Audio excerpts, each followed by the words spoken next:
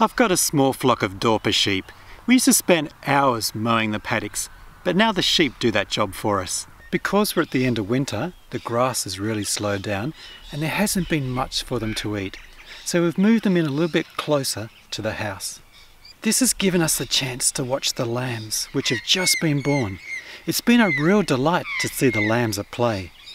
The problem with moving the sheep into our backyard is having Romeo, our ram, so close to the house. He can be a bully.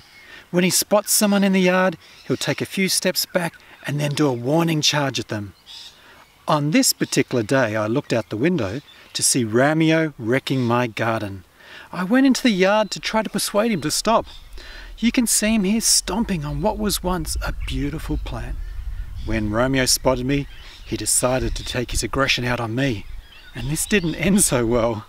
After charging and knocking my legs out from underneath me, I ended up flying into the air and landing face down on the ground.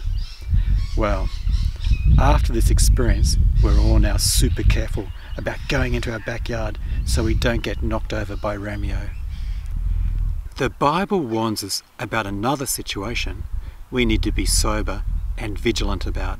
In 1 Peter 5:8 it says, "Be sober, be vigilant, for your adversary the devil is like a roaring lion, seeking whom he may devour." So I know that I can avoid our ram if I don't go into the backyard where he is. But how do we avoid getting consumed or devoured by the devil? Well, again, let's turn to the Bible and look at Matthew 26 verse 41 says, "Keep watching and praying that you may not enter into temptation. For the spirit is willing, but the flesh is weak." This verse points out, to be safe, we need to be watchful and pray. I like how one commentator says this. He says, "Watchfulness helps us see temptation come, but prayer gives us the strength to resist it." So today, be watchful, be prayerful, be sober and vigilant.